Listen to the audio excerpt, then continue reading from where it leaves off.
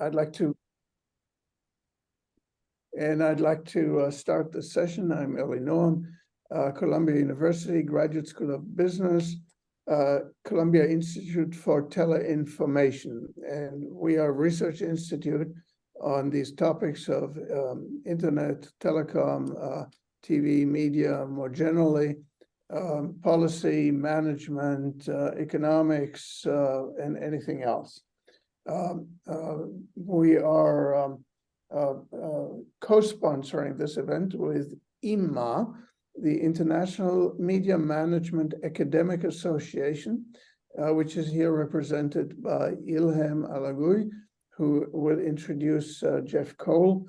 IMA is the organization of media management, basically professorial and research types around the world. Lots of people in academia deal with media and with economics and management more generally, but we kind of combine the two in the management of media and communications, a topic of great deal of interest to the students in media programs. And we're developing the association as well as the topic and the curriculum and its research. So the topic today that Jeff Cole, who will be introduced in a moment, will cover is the reasons for disruption in generally, but in particular in the IT sector, by small startups, garage type people, and disrupting the large companies, the IBMs, AT&Ts, etc. of this world. And he will hopefully kind of explain to us also why he believes this is happening or how it is happening. I will start out by introducing this, having Ilham introduce it by sharing with you some question marks in my mind. One of them is it really the case, or are those just kind of random situations in which 1,000 people try something and then 2 or 3 of them it works out, but it's not as if small companies are successful. So in other words, is this a situation in which, like you would say, people come gamblers in Las Vegas, and you can observe that there will always be a person who goes in with $10 and comes back with $1 million. But how representative is that? And can one compare that rate of return from $10 to $1 million and say, look at that, whereas a company such as, let's say, very established company, let's call them IBM, as a return only of 5% or 10% or whatever it is. So therefore, small people gambling have a higher return than more established low risk type operations, because risk clearly is kind of very different here. The second question in my mind is, do we have, to the cases that we will hear about, do we have also counter examples of large companies, particularly in those areas in which a lot of investment has to go in to do the research? For example, pharmaceutical drugs or commercial airliners. It's not something that you can just kind of do kind of in the garage. And so maybe there are certain industries where this is true, but maybe those industries are actually not typical. Maybe, who knows? And so these are some of the questions that are on my mind, and I hope that we will hear from them. Let me now, but they're kind of clearly critical questions because they go into the importance of antitrust policy, of regulation, etc. Now, to introduce our speaker, Jeff, here is Ilham, who will speak to us from Qatar. Yes? Yes. All right. Go ahead, Ilham. All right. Thank you. Thanks, Eli. Hello, everyone, and thank you for joining the webinar. First of all, I would like to thank Eli for his dedication organizing these webinar sessions and for his commitment to presenting the most thought-provoking talks. We resume the webinar after the summer with a special guest and a very dear friend, and it's my privilege and honor to introduce Dr. Jeff Cole. Dr. Cole is a leading expert on the impact and influence of the internet. He's currently director of the Center for the Digital Future at USC Annenberg School for Communication in LA, where he is a research professor. Previously, Dr. Cole spent 2 decades as a professor of communication at UCLA, where he headed the Center for Communication Policy based in the Anderson Graduate School of Management, and where he led major projects on television violence. Dr. Cole began tracking internet use and its impact on traditional and new media in 1990s as the founder and director of the World Internet Project, of which I've had the privilege to be a member back in 2008, along with some 20 other countries. Dr. Cole oversees a long-term longitudinal look at the effect of internet technology on all aspects of society and everyday life. As time progressed, the project evolved to reflect on new crises, pandemics, and other disruptions, as Dr. Cole will discuss in his talk. Dr. Cole lectured extensively in Asia, Africa, and Europe, and throughout the US, and has consulted with major organizations, top government, NGOs, and leaders of the telecom industries on various issues related to communication, but also including internet policy. Jeff, I will stop here. I can go on, but thank you very much for accepting the invitation. It's an honor to have you in the webinar, and the floor is yours. And please join me, everyone, to welcoming Dr. Cole today. Over to you, Jeff. Thank you, Wilhelm. Thank you, Ellie. And of course, it's Jeff, not Dr. Cole. I'm honored to be here.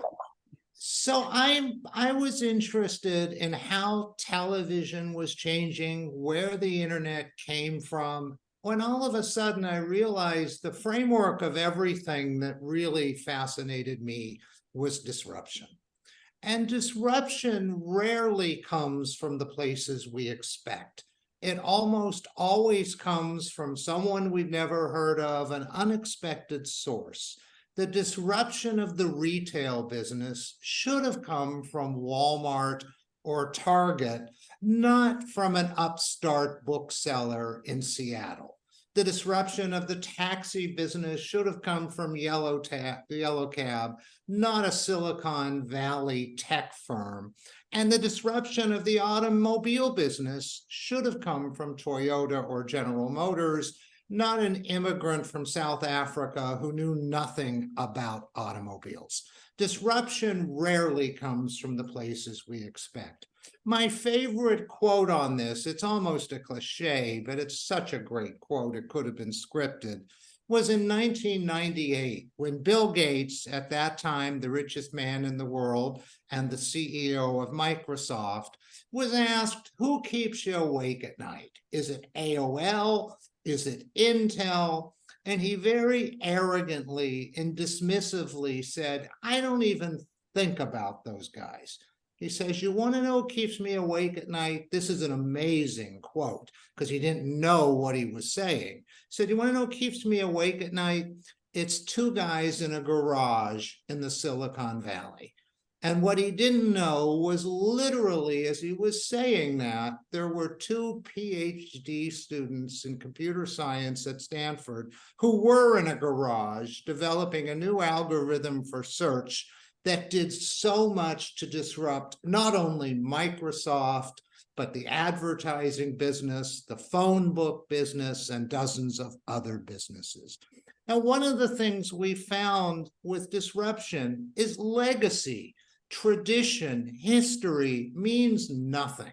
For example, in the late 90s, as Barnes and Noble was feeling the threat from Amazon, when Amazon was still primarily a book company, they decided they would match Amazon on prices and on shipping.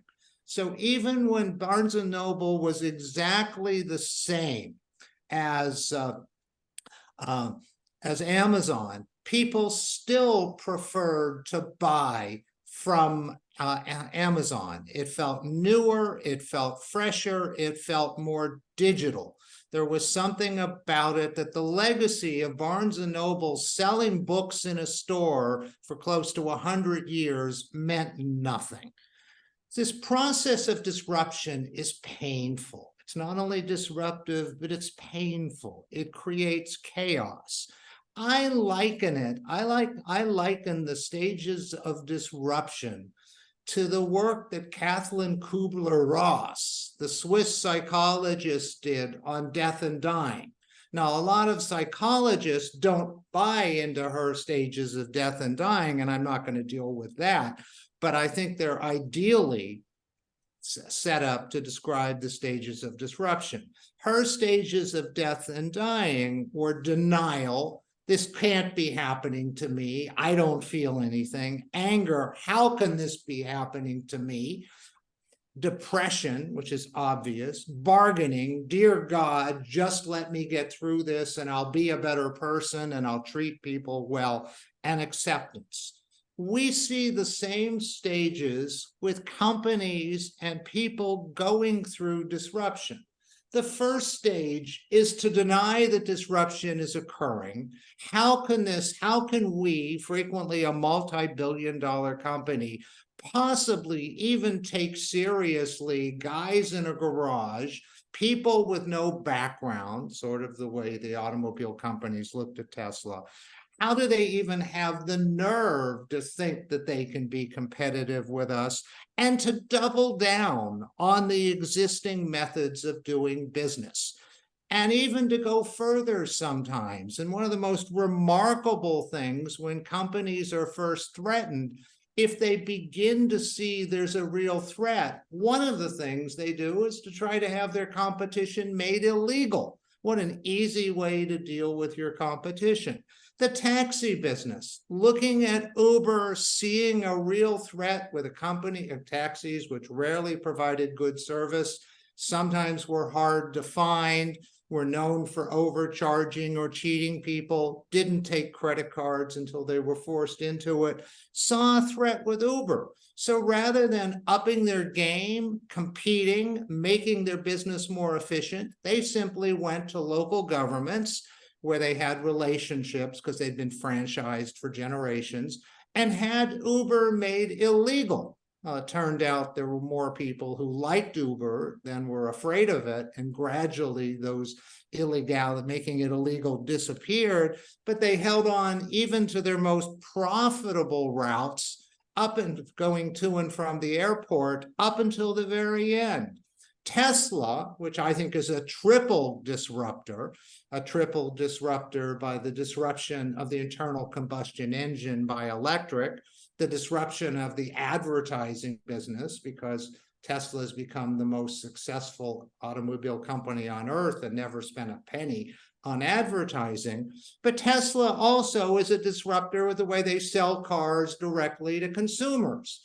Well, automobile dealers didn't like that one bit. They were being totally disenfranchised. And rather than trying to be more competitive, they went to their local governments, where they've also been for generations, and in 7 states have made it illegal to buy a car directly from a manufacturer with no way to even justify that. They claim that Tesla couldn't provide the service that a dealer does. That's not true. The funeral business, which I could talk about for hours, fascinating business being completely disrupted. But the biggest ticket item in a funeral is a casket. And consumers don't know how much things should cost. don't know and don't feel comfortable in time of need bargaining. And consumers are just becoming aware that you can go to Amazon or Costco or Titan, a new company, and buy a casket online, frequently at a 90% discount. Well, the funeral parlors don't like that. They went to local government and they had it made illegal in a lot of municipalities to buy a casket from anyone other than a mortuary. The federal law came, changed that. It's still very difficult, but that's a whole other with it. But so companies double down, persist in the old ways, deny that there's a threat, and try to have their competition made illegal. A second stage of dealing with disruption is to buy out your competition, to buy out the disruptor. Now, from the time I was a little boy, there were urban legends or conspiracy theories about people who had created new kinds of technology, that you could use water instead of gasoline in a car's fuel tank, that there were these sources of energy that would go forever at almost no cost, and according to the conspiracy theories, were bought out or eliminated, or in the parlance of journalism, catch and kill, by massive companies. No evidence that that's true, but there always were these conspiracy theories. But we've seen it in other places. If you look at Apple, the biggest company on earth, close to $3 trillion again, has never made an acquisition more than $2 billion when they bought Beats, the headphone company. I and others have been fueling the speculation for a few years. They may buy Disney, and that's looking possibly more realistic than ever as Disney falls apart. But Apple never made an acquisition more than $2 billion. On the other hand, Facebook bought Instagram for $1 billion, bought Oculus, the headphone company, for $2.2 billion. They tried to buy Snapchat from Evan Spiegel for $3 billion, but he wouldn't buy it. And they bought WhatsApp for $21 billion. So you look at Facebook, they have spent 21, 22, 24 billion. They tried to spend 27 billion. Zuckerberg's way of dealing with the competition from Instagram, from WhatsApp, and tried to with Snapchat was to buy them out. A third stage or third level or third way of dealing with disruption is to actually change, to look where you look at the competition, you look at the weakness they found in your business model, and to change. There are very few examples of this, and usually only when they're forced. The best example that I know of is Best Buy. Best Buy, the electronics company, watched Circuit City and lots of other competitors fall by the wayside, particularly because of Amazon. Best Buy saw this practice of showrooming, where people would come into their big box stores with high rents, frequently in expensive neighborhoods, with high overhead for staff. They would see people come in, spend as much as an hour with their knowledgeable staff, asking questions about televisions and computers, and sometimes not even have the decency to leave the store before they would get on their cell phones and order the product they were looking at from Amazon. They were just using Best Buy staff to convince them what to buy from Amazon. It was a business that couldn't survive, but Best Buy completely reorganized itself. It took those big stores, divided them into segments with an Intel section, a Microsoft, a Sony, a Samsung, got those manufacturers to pay the rent on that section of the store, to pay either for the employees who work that section or to send their own teams in.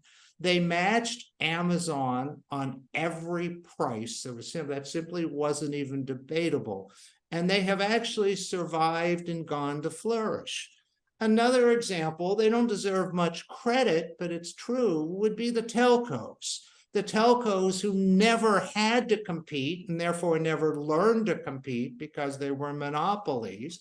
When you think back, I mentioned to Ellie as we started, I was in Prague last week. You think back to when I was in college and couldn't afford to call home from Europe, where it might cost $5 a minute, and I don't have to compare it to what it is now. But the business model of the telcos completely eliminated, but they discovered a new business. They themselves didn't discover it, but they now, although they never would have given up that business voluntarily, by moving in to sell a much cheaper maintenance business that has worked out very, very well for them. I'm going faster than I'd like to, but, and then the last stage is to something that also rarely happens, is to concede that your business model doesn't work anymore. That started, in my view, with the music companies. I used to say to the music companies 22 years ago, they didn't like it, but they didn't deny it. I used to tell them, your business model is nothing short of extortion. If I want to buy 2 songs, you tell me I have to buy 12 songs and spend $17. As soon as people could find a way to buy only the music they wanted, and they were willing to pay for it, but in the beginning, the music companies wouldn't let them pay. They tried to have their customers punished by their ISPs if they were using Napster, or sometimes even arrested.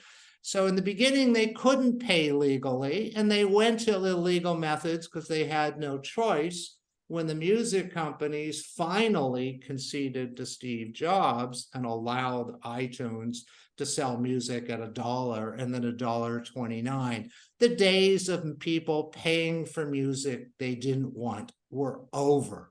And ironically, but not actually ironically, typically the disruptor downloading was a short-term disruptor, now disrupted by streaming.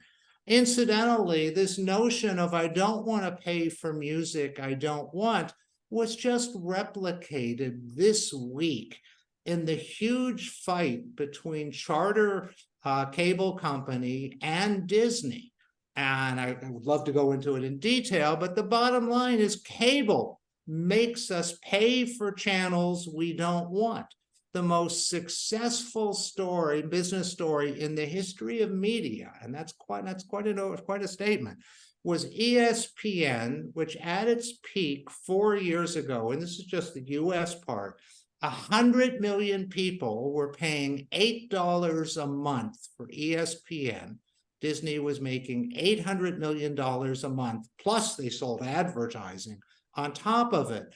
But 100 million people were paying $8, and most of them didn't even know they were paying that $8 because it was part of a bundle. With this whole war that got settled within my view, settled 3 days ago with Disney blinking, was the idea that now you don't have to pay for cable channels you don't want. Second example of conceding the business model doesn't work anymore, Kodak. People my age, most of us have spent as much as $50,000 in our lifetimes on photography, buying cameras, buying film, processing, photo albums. It was an essential cost of life. Today, teenagers will take 10,000 times as many pictures as we took, and their total expenditure on photography in their lifetime will be less than $50. That there was nothing Kodak could do. It was a huge expenditure. It is now essentially free. I mean, you do part of the cost of a cell phone, but it feels transparent, is the camera, but the costs of photography have disappeared. The limits on photography have disappeared. So when we look at this, what about everything you pay for extra storage on your camera and backup on iCloud and so on for all those pictures? I'm happy. The short answer, we can get into that in more detail in the Q&A. The short answer is all of those costs might add up to $8 to $10 a year. They're pretty small costs, about $2 a month to get. And if you're an Amazon Prime customer, you get all the you get unlimited photo storage. You may pay a couple bucks for video storage, but happy to come back to that. But the cost. But Jeff, we understand that these companies like Kodak, like your example, have failed to disrupt and innovate. But why did they? How do you explain that? Well, with Kodak, my argument is there was no way they could respond to it. Their business model was simply eliminated. There was no, we can look at, I talked about how Best Buy can respond. You can look at how Facebook, I went through the examples of how you can respond, even trying to have your competition made illegal. But when I talk about the conceding the business model, there is absolutely nothing Kodak could have done other than to move into different businesses. There was nothing the music industry could do. They shifted the entire economic model of the music business to touring and merchandising and endorsements. So let me just get to very quickly, and then happy to open it up to all kinds of questions. Let me get to what I think companies can do when they face disruption. And the first step is to expect to be disrupted. Run your business as if somebody's going to come along and completely disrupt you. Google did that from the beginning. Google did not start the search business, as everybody knows. When they developed their algorithm for search, there already was Alta Vista, Ask Jeeves, Yahoo. They disrupted those companies because they could do search better based on their algorithm of how many people link to you. But they were well aware at any point, we used to call this the Schmoogle argument. They were well aware that at any point, the 30 or so 42 of us on this call could have gotten together, developed a newer algorithm for search that was better than Google. Not easy to do. We would call that competitor Schmoogle. But if it were better, we could send it to our friends and say, try Schmoogle. It's better than Google. And if it were, now that's hard to do. Bing spent billions of dollars and couldn't do it, although we now may be living through the ultimate revenge of Bing. But they couldn't do it. But Google was always ready for that, which is why when ChatGPT came along, which is what they always expected might happen to them. And they issued a code red at Google. They brought Larry and Sergey back, but it turns out neither one of them had looked at source code since 2003. And I'm not sure they'd become two of the richest men in the world with islands and fleets of jets. I'm not sure they had that killer instinct they had in the garage, but expecting to get disrupted, expecting the companies I work with who I think have really prospered are those that constantly looking for the weaknesses in their model. Second stage is to fully assess the threat. Don't remove the naivete, understand what your weakness is. The third stage, because I want to get to Q&A, the third stage is to understand that you may not make as much money in the future as you did in the past. This was true of the music business. One of the ways they couldn't give up their method of selling music was it meant diminished revenues. The computer business has seen computers that sold for $2,000 now selling for $300. This whole business of making people pay for things they don't want, sometimes it's essential to understand that can't continue. And then lastly is leadership. I'll finish with this. I was really interested about 4 years ago in the disruption of banking. And I started talking to CEOs at banks, And I would say to them, you really don't provide very good customer service. You don't know your customers very well. And I thought they were going to be offended. To a person, they said, that's pretty fair. So I'd started looking at banking, discovered, and I'll just very briefly, discovered that banks, consumer banks, by giving people ATM cards, which they started in the 70s, by letting them do banking online, pretty much eradicated any personal relationship with the bank.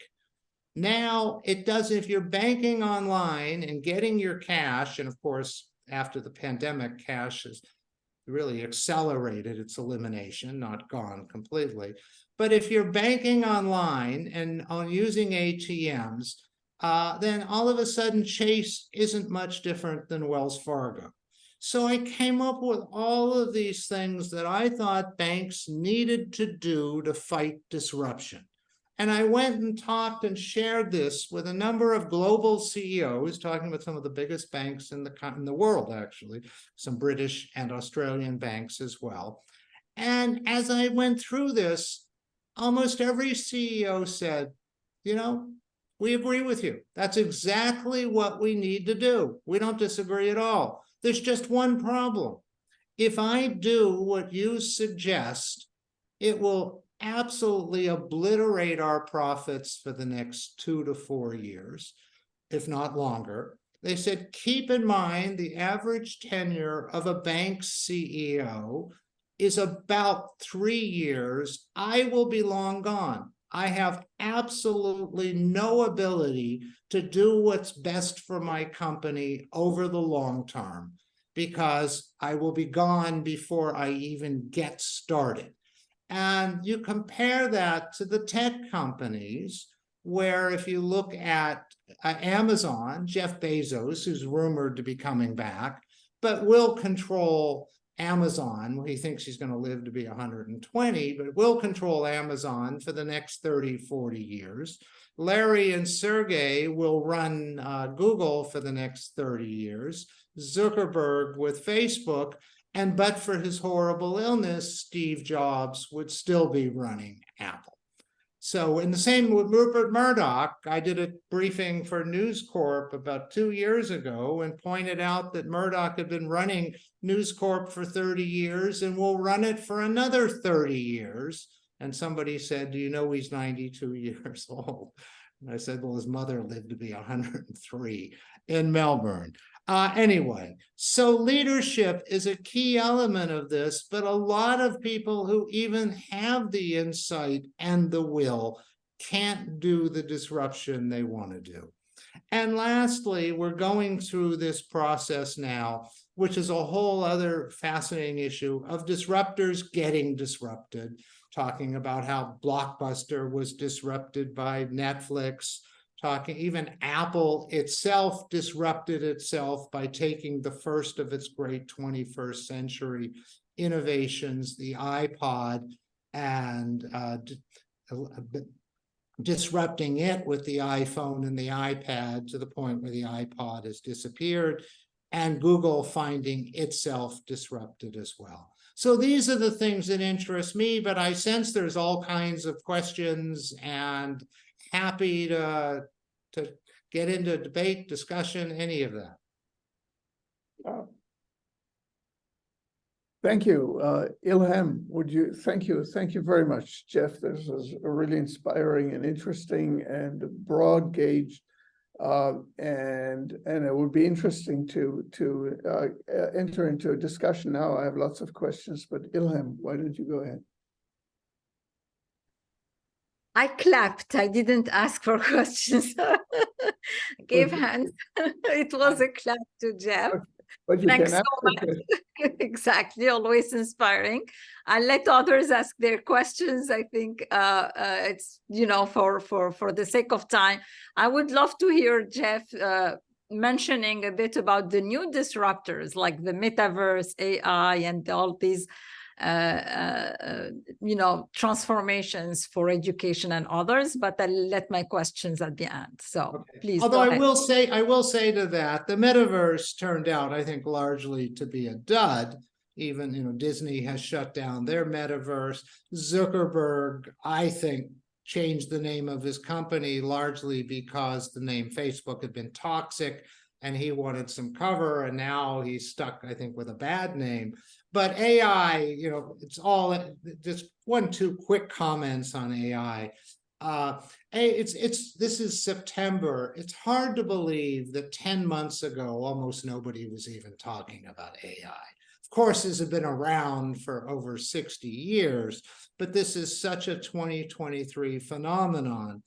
And when chat really introduced itself, people talked about it's the biggest innovation or disruptor since the iPhone.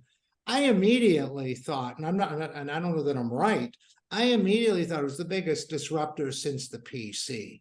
I think right now it's on par with the printing press for its potential, and may indeed, but may, and I'll emphasize the word may in caps, be the biggest disruptor or the biggest innovation in the history of humankind. We're not sure yet, but that's how big a deal it is. It is, a year ago, I was saying the 2 biggest disruptions of my lifetime are the internet and COVID in different ways, but chat may dwarf, or AI may dwarf all of that. All right. Questions now.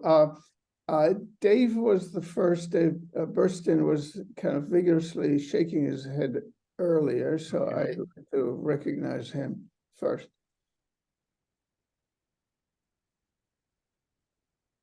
You're muted. Yeah, now I'm off mute. Dave? I think you're 100% right as of 20 years ago. Okay. And we've been looking at much of the same data. And I got involved with this. I did broadband and the internet and so on. But I think it may be changing. And I spent the last 6 months on AI.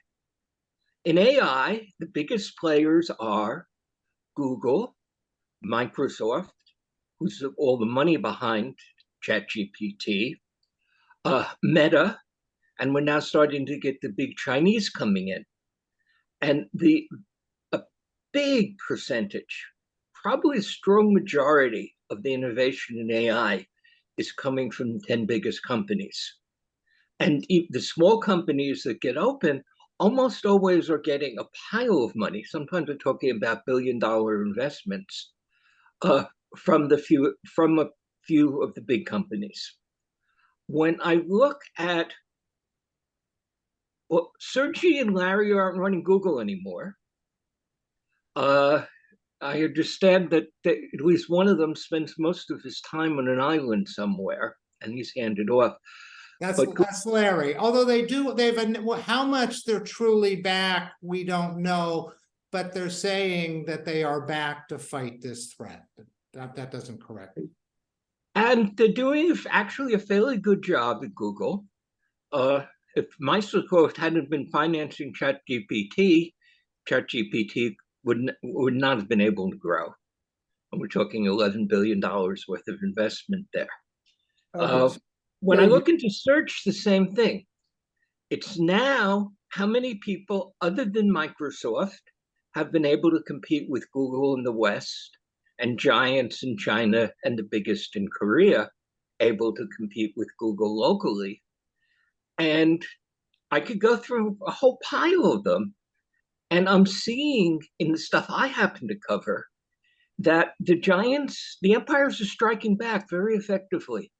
And the little guys on many, many things have not been able to compete. Well, thanks. Has it changed?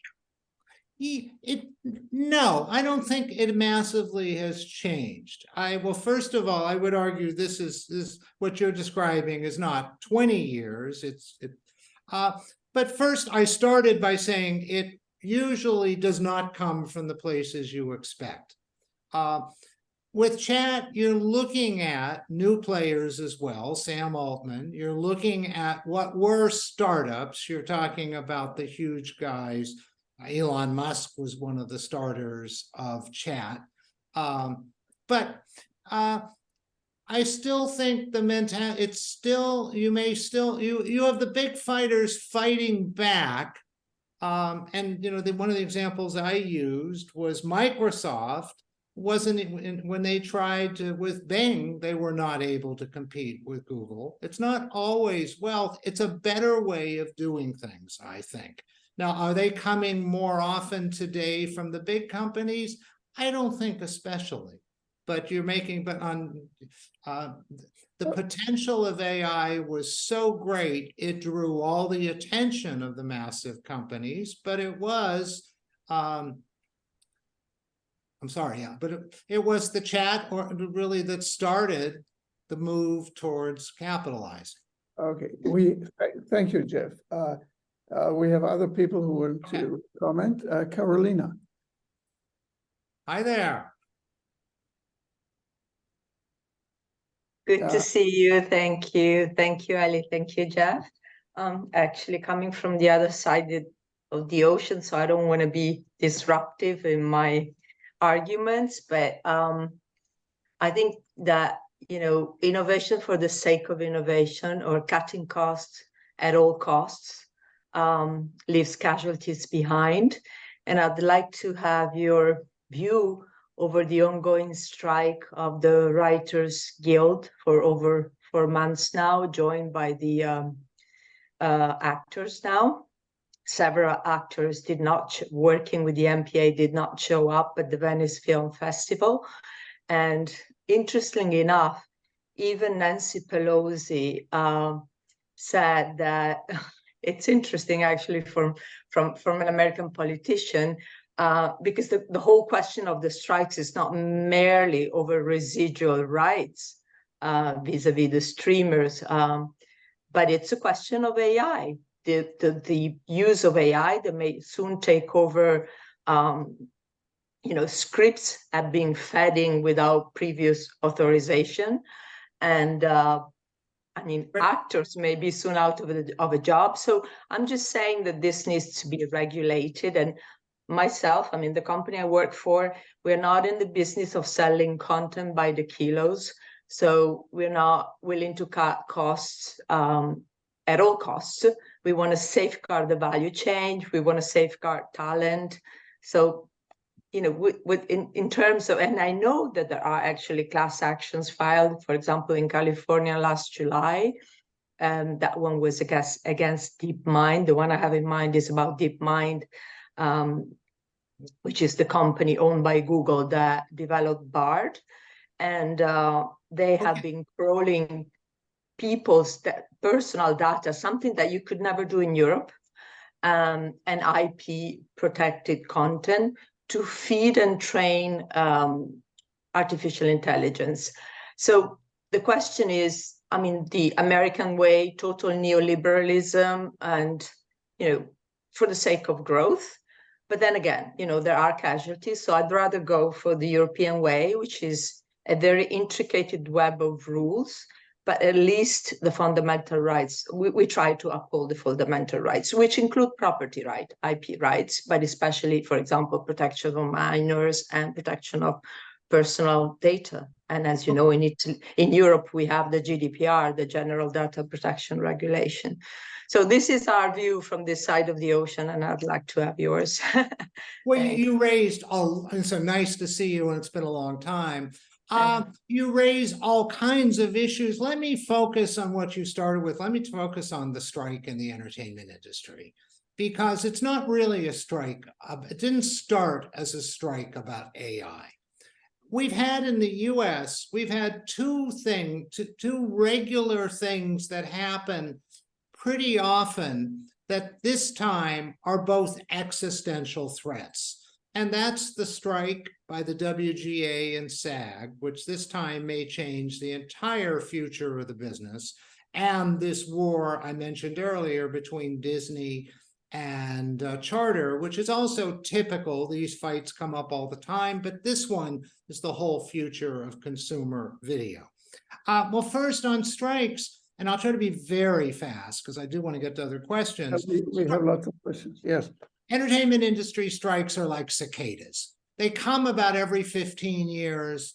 They come to deal with the technology that arose since the last strike.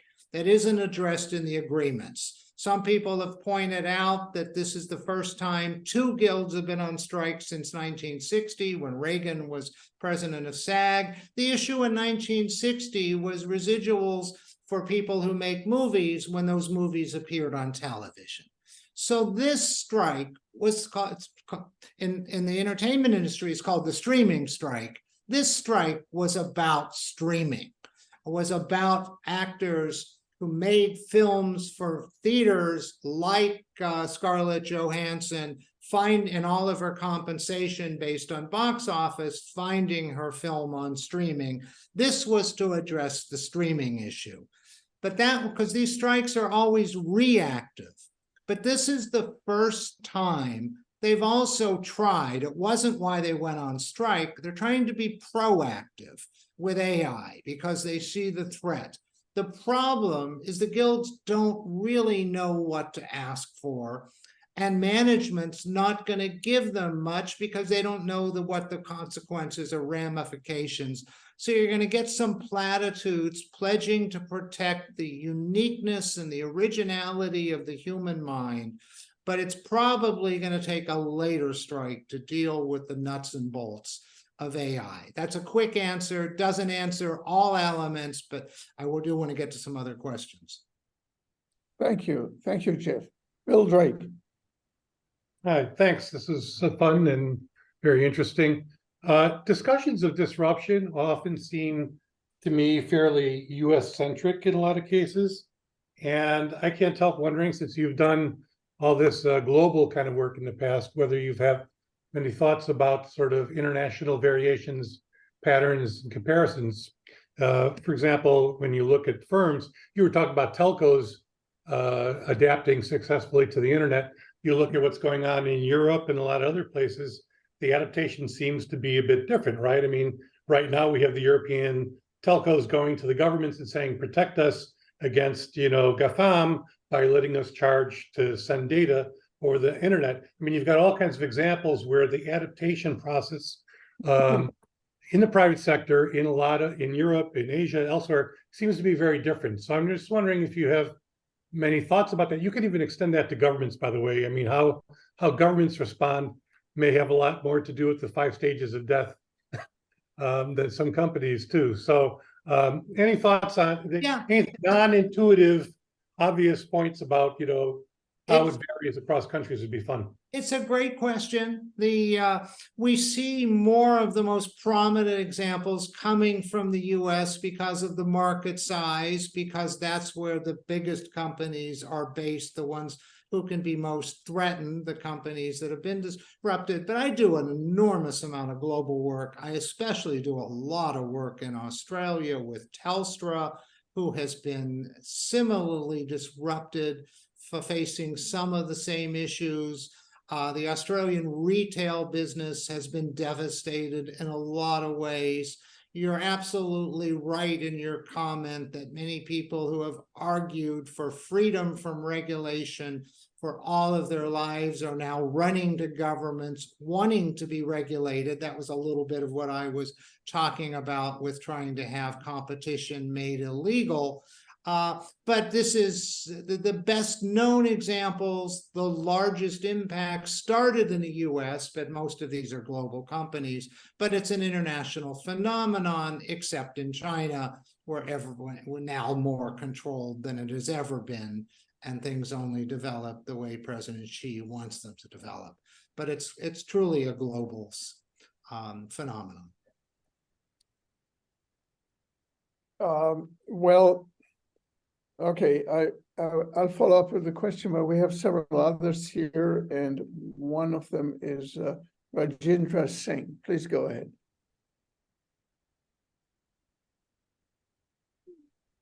Hi, thank you, Ali. Thank you, Jeff, for excellent presentation. My question is how it is affecting the basic research. You gave example of telcos. In this process, we also lost the Bell Labs. So how do you think this long-term basic research, who is going to do that? What a wonderful question. You hit a real sore spot with me. Bell Labs, probably the greatest research laboratory in the history of people.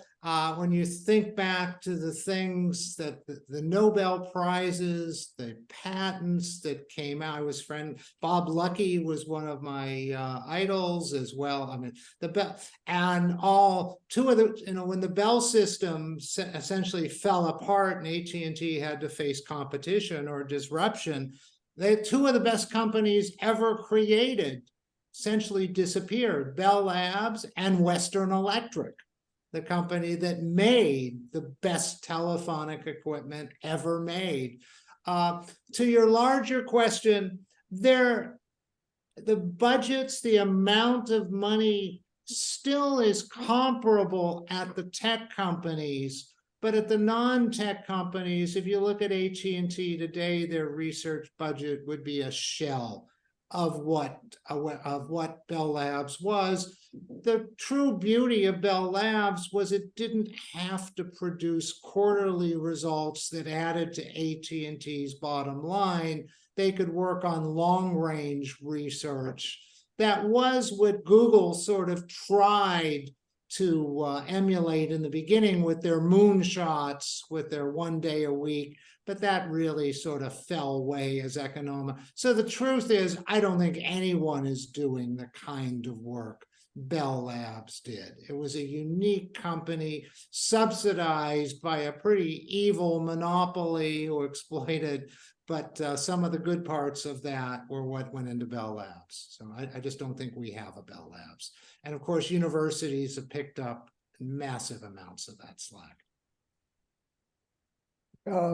Gary Arlen. Gary Arlen. Hey, Jeff, you look great. You lost a lot of weight since I saw you last. I hope everything's well. Listen, disruptive is the word of the day. I actually, just as an aside, and I recommend it, I went to a museum of failure yesterday. It's a collection of failed ideas, bad ideas or things that just weren't right for the times. And it reminded me, as you talked about the Hollywood strikes, I was listening to some reports about the UAW strikes right now, their potential strike. And I mean, talk about a disruptive situation. According to what I read, a lot of it is based on the fear of what not only AI, but just electric engines, electric cars are doing to the automotive industry. Blame Musk or whoever you want to. But all of it leads to an infrastructure change that has a ripple effect, it seems. And do you want to talk at all about that, of how the, I know the coffee shops in Sunset Boulevard or the Valley are hurting because the writers aren't coming in on their breaks. But what's going on with the whole infrastructure of creating a whole new industry of electronic parts instead of mechanical parts for conventional automobiles? Really interesting question. Well, first of all, you make the point. Well, I did what I thought was some really interesting work coming out of COVID, trying to understand who were the winners and losers. I thought one of the big winners coming out of COVID was labor. I argued that since I was a little boy, labor has been losing power to management. Unions have been weakening, but coming out of COVID with what's been called the Great Resignation, labor has had more power. Management not able to fill jobs, and whether it's restaurants, maids, or housekeepers. And one of the things I predicted was we were going to see more strikes. I think that increased power of labor may be short term as recessions come. I was saying automation, replace automation now with AI. But what you're talking about with the UAW is terrified of electric vehicles and how it's going to shift the entire automobile business. In truth, these cars still have to get made. The fear is newer factories will pop up in right-to-work states without unions. And we'll just have to see how that plays out. My belief, people on this call may disagree, I think 3 years ago, we reached the tipping point on electric vehicles. I think to the point where California has now banned them as of 2035. Incidentally, one of my favorite little anecdotes very quickly was Wyoming big energy state, decided that they passed a symbolic law that as of 2035, they're going to ban electric vehicles. Just their way of sticking it. But the electric changes, I mean, I think the change is there. It's irreversible, and I think it changes the entire culture of making cars. But that's I apologize for these much shorter answers than these great questions deserve. Well, a follow on to that, how do we identify what will be disruptive? Are we always looking for the fear of the guys in the garage or the trailer? Is there any way we Well, can think about you can take, if you want to take electric cars one step further, go to driverless cars, go to autonomous cars, which in my view, even though Tesla has taken the lead, I think their system's inferior.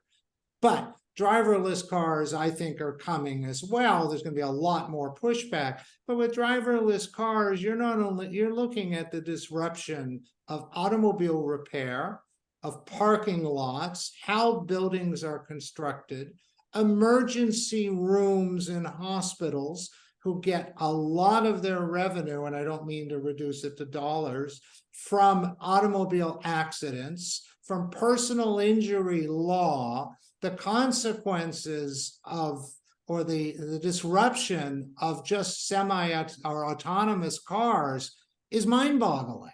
And I see electric as on the stage, but electric by itself, of course, is completely disruptive of its own. But I'm really interested in the disruption of driverless cars. Thank you. Are there any other questions before I raise some? I find this really interesting, but we had kind of two strands of conversation here, and they overlap, but they're not the same. The first one is disruption, which is innovation, fundamental innovation. The second one is whether and it's a different story, whether these disruptors are coming from the outside, whether they're small companies, because while, I have not quite yet been convinced that disruption always comes from the outside. Yes, there are anecdotal evidence, we all know them and we've heard them, and it's impressive, sure. But there's a lot of innovation also within large companies. There are an awful lot of industries that are large, but I don't see all that much disruption and innovation. For example, maybe there's Tesla electric cars, sure, but who builds the roads? It's a gigantic industry of construction. And I'm not sure if there's a lot of innovation going on. Also, a lot of disruption that takes place is not the disruption that comes from small companies in the garage, but they come from large companies in China, for example. They do probably more disruption in American industry than the garage people do. I mean, it's a question, of course, how you quantify this, but it certainly is a significant part here. So to my mind, the question then is really, is this perhaps almost the kind of that focus on the disruptor and on the small disruptor almost has a certain ideological and tinge to it in the following way. In the American context, and I hear Carolina differentiating Europe, but in the American context, it is very convenient for everyone to speak about the disruptors. For the small disruptors themselves, it's a mechanism for them to get attention, to get investor money, to pump up the stock. So the notion of, yes, kind of innovators will become the next Google is a good sales tactic to achieve resources and attention. But for the established companies, it is also very convenient to have that story of the disruptor out there, because this way Google can say and Microsoft can say, look, I mean, we disrupted somebody, and we are large, but it's just at the knife edge, and somebody will come in, and 10 minutes later, Google will kind of go the way of the previous search engines, and we will be history. So therefore, we don't really have any market power. There are all these potential competitors at the edge of the market. It's an argument that, if you recall, since you mentioned the Bell system, that was made by AT&T, the old AT&T. They said, yes, we have 80% of everything, but there is this potential competition. And there was a whole body of economic theory, Will Baumol and others who were kind of brought in to kind of testify to the value of that potential competition. And so it's in their interest also to have that disruptive element being presented and pushed. But what is the empirical evidence really? What part of the American economy or the European economy, for that matter, or whatever, that is accounted for today by companies that were small 20 years or 50 years ago? It's an empirical question. I'm not arguing with you, but I would like to see some data. Okay, well, you asked that just as we have almost finished, so I'll take a minute because I know we want to end at 12. Somebody just made the point, somebody just on chat just made the point that disruption may come from small companies, but they get bought, and that's absolutely true. I even talked about Facebook. I think the issue, Ellie, and what we're trying to distinguish between the threads is I use disruption very distinctly from innovation. Disruption is somebody who comes in with something that upsets and changes a business model. And I think I started by saying it rarely comes from the places we expect, leaving a little bit of room that sometimes it does come from the big players. But true disruption that upsets an entire industry by destroying or altering or their business model, I think largely comes from outside players who don't have a stake. I think what comes from big companies who do all kinds of development of new things, I think is more innovation, improving the quality of products, doing things, but I don't think it's disruption. You rarely see, I mentioned Apple getting rid of the iPod, but you rarely see a company develop something that completely alters the way they do business by choice. And so I see true upsetting disruption coming from, with a few exceptions, from the outside. I wish we had another hour. If you want to do a rejoinder. No, I will invite one more comment if anybody has, and then I will kind of close the session. Or Ilham, would you like to close the session? Thank you, Eli. Fascinating conversation. I think it's really provocative to think about disruption as continuation of, innovation, or if it's something else. It would be interesting to see empirical data, as Eli is mentioning. But I think the experiences as well that Jeff has all over the world looked at data, but also looked at experiences and collecting a lot of thoughts from these companies, just make the conversation and the question going on. I was reading a book about the failure of, or don't know if it's failure, but also Google not being able to really deliver the smart cities is another continuation, another point to, I think, keep in mind. But I think the conversation goes, and in the other following webinars, we will keep talking about disruption and new technology and policy. So I look forward for the next webinar episodes. Well, thank you, Ilham. And the next seminar, since you mentioned it, will be, as always, or as usually, first Thursday each month on October the 5th by Professor Pablo Medina, who is the professor of corporate communications at Canadian University, Dubai School of Communication. So we'll be, and it's organized and chaired by Zvezdan Vukovic, who I saw here earlier. There he is, Vukanovic, and he will speak to us about the. Professor Pablo Medina will be here a month from now. So I'd like to thank Jeff Cole very much. That was an inspiring, interesting, and thoughtful and very informative talk. So thank you very much, Jeff. Thank you very much, Ilham, for organizing it. Thank you, everybody, including Jason Buckwise, who made the whole thing possible here. Goodbye for you, and we'll see you a month from now. Thank you, Ellie. Thank you, Wilhelm. Thank you, Jeff. Thanks. Bye, everyone.